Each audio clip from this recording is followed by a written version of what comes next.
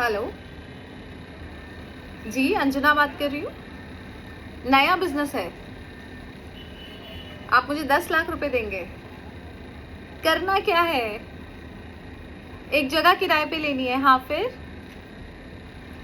उसमें लोगों को बुलाना है, करेक्ट, फीस लेनी है उनसे। हाँ जी। उनको उनका बचपन याद दिलाना है। कब उनके साथ क्या हुआ था? मतलब स्कूल में जो टीचर ने मारा था 10 साल की उम्र में, वो मैं उनको 50 साल की उम्र में याद दिलाऊँ? हाँ, फिर? ओके, उसके बाद वो रोएँगे, चिल्ला-चिल्ला के। ओह! और उसके बाद 3 दिन में उनको घर भेज दूँ।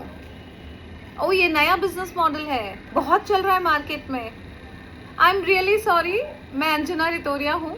मैं भगवान का तिलक बेच सकती हूँ, मैं धर्म की बातें कर सकती हूँ, मैं तीर्थ यात्रा पे लेकर लोगों को जा सकती हूँ, बट मैं लोगों को रुला नहीं सकती, वो मेरा काम नहीं है। I can't be a part of this business model. Wow! एक नया बिज़नेस आया है मार्केट में। आपको एक हॉल किराए पे लेना है, लोगों से पैसा लेना है और फिर लोग अपने आके दुःख कहेंगे और वो ज़ोर-ज़ोर से रोएँगे बे, है ना? और उसके बाद वो अपने घर चले जाएँगे और आपने कमा लिया। अमेज़िंग! गाइस, ये नया बिज़नेस है मार्केट में रोने का। हमारी मम्मी तो अगर हम रोते थे तो 2 झापड़ और मारती थी और बोलती थी, "चुप हो जाओ, अगर खबरदार जो आवाज़ निकली।"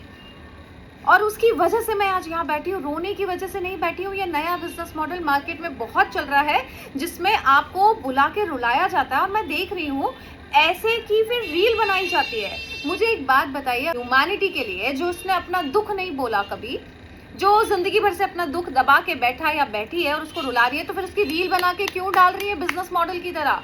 उसको अकेले में रुलाइए ना।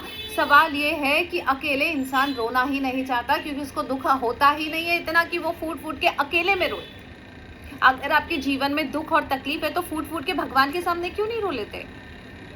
दूसरी बात, अगर आपके घर में भगवान है तो आपको रोना आ भी कैसे रहा है मनुष्यों के सामने? और कौन से भगवानों को आपने फूट-फूट के रोते देखा है कि राम जी की बीवी किडनैप हो गई तो वो फूट-फूट के रोए, ऐसा कैसे हो गया? या शिव की शक्ति चली गई, जल के भस्म हो गई सती और वो फूट-फूट के रोए हों? हमारे यहाँ हिंदू धर्म में फूट-फूट के रोया नहीं जाता। मैं ये नहीं कह रही हूँ कि दुःख नहीं होता या आँसू नहीं होते, बट वो मनुष्यों को दिखाने के लिए हमारे को उसके लिए मंच नहीं चाहिए कि मंच पे जाके रोना है। दूसरों के सामने आपको अकेले में भगवान के सामने रोना है। आपको अगर सच्ची में दुःख है ना तो भगवान के सामने रोइए, मनुष्यों के सामने तमाशा मत बनाइए। रिट्रीट में जाके पैसा देके रो के आते हैं, अपने घाव हरे करके आते हैं। बचपन का थप्पड़ मुझे आज याद भी नहीं है और उस पे मैं रोऊं क्योंकि सामने वाला मुझे याद दिला रहा है, तुम्हारा पति तुम्हें छोड़ के चला गया था 2011 में। अंजना रितोरिया, रो तुम। अरे मेरा दुःख कब का खत्म हो चुका, उसपे परतें चढ़ चुकी है समय की, और समय से बड़ा कोई हीलिंग होते नहीं है। मुझे नहीं पता ये लोग कौन से आ रहे हैं जो रो रो के जा रहे हैं। कारण, रोना एक तमाशा है और लोगों को तमाशे बहुत पसंद है। डॉक्टर जो डिस्पेंजा की एक बुक पढ़ी थी मैंने कि आपकी बॉडी में वो केमिकल होता है जो आपको बार बार मजबूर करता है रोने के लिए, और अगर नहीं रोते हो तो आपको सुकून नहीं मिलता। इसलिए हमको रोने के लिए लोग चाहिए। आपको पता है, दुःख सबसे ज़्यादा दुःख तब होता है जब उसको सुनने वाले 4 लोग होते हैं। अकेले में तो हम लोग चुपचाप ऐसे बैठे रहते हैं। और किस तरह का दुःख भैया, जिसपे आप फूट फूट के रो रहे हो, चिल्ला चिल्ला के रो रहे हो। मैं दुःख का नाम समझना चाहती हूँ।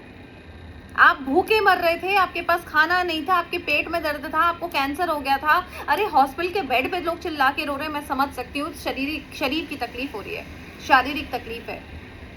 आप घर में बैठे हैं, ऑफिस जा रहे हैं, पैसा देके रिट्रीट में जा रहे हैं और चिल्ला चिल्ला के रोने जा रहे हैं। कौन सी तकलीफ के पीछे? मेरा पति मर गया था इसलिए मैं उस टाइम पे नहीं रो पाई थी, तो मेरा भी पति भाग गया था, मैं नहीं रो पाई थी, लेकिन आज तो रोना ही नहीं आ रहा इस बात पे, है ना? आपके साथ कोई भी बहुत बड़े से बड़ा हादसा हो जाए ना, समय की परतें ऐसी होती हैं जो पूरा हील कर ही देती है। ये नया बिजनेस मॉडल में जाके रोने की ज़रूरत नहीं है। मैं देख रही हूँ इस तरह के जब रिट्रीट की रील्स आती है, उसमें 426 कमेंट्स हैं। 426 कमेंट्स में लोग ये बोल रहे हैं कि हमको भी रोना है इनको देख के। वाह! ये तो ह्यूमन इमोशंस है कि अगर आप रोएंगे तो मुझे रोना आएगा ही आपके रोने पे, और अगर आप हंसेंगे तो मुझे हंसना आएगा ही आएगा। इसको बिजनेस मॉडल बना के आप 400 लोगों को और इंस्पायर कर रहे हो रोने के लिए, एंड फाइनली इस पृथ्वी पे सारे लोग रोते हुए तो दिख रहे हैं इस बिजनेस मॉडल की वजह से। आपने कभी देखा है कोई संत ने बोला है आओ आके पहले रो लो? अरे रोना है तो खुशी के आंसू निकलते हैं लोग भगवान के सामने जब जाते हैं, फूट फूट के रोते हैं तो भगवान के सामने रोते हैं। मनुष्य के सामने रो के क्या हो जाएगा चिल्ला चिल्ला कि क्यों अपने आप को कमजोर बता रहे हैं कि मेरे साथ बहुत बुरा हुआ है। अरे बुरा हुआ था, जो भूला जा सकता है उसके लिए दोबारा आपको सारे जख्म हरे करने की जरूरत नहीं है। इस तरह के रिट्रीट्स में जाके आई एम सॉरी जिसने भी ये बिजनेस मॉडल बनाया है। और अगर आप सच्ची में सिंपैथी है ना आपको रोने वाले, तो उनकी रील मत डालिए, तो मैं समझ जाऊंगी कि आपने लोगों को कमरे में अकेले बुलाया, उनको दुख उनका कहलवाया और उसके बाद उनको शांति से भेज दिया। Why you are making a business model out of it? जो इंसान चार दीवारी में रो सकता था उसको आप पब्लिक के बीच में रुला रहे हो और उसकी रील डाल रहे हो। मुझे तो ये समझ में नहीं आता दुनिया में क्या चल रहा है। इसीलिए मेरे गुरुजी और कई लोगों ने कहा है ये कलयुग चरम सीमा पर है। यहाँ पे किसी भी चीज से पैसा कमाया जा सकता है, लोगों को रुला के कमाया जा सकता है। ये कलयुग कहाँ लेके जाएगा वो तो वक्त ही बताएगा। लेकिन अगर आप उनमें से हैं जिन्हें रोने में बहुत मजा आ रहा है, भगवान के सामने क्यों नहीं रोए? आपके घर में ईश्वर है और आप ईश्वर के सामने नहीं रो रहे हो, उसका मतलब आपको तमाशा पसंद है ना। दुनिया के सामने रो के तमाशा करना ये तो मनुष्य की फितरत है और वही आप कर रहे हो और वही ये बिजनेस मॉडल कर रहा है। I am sorry, I am out of it.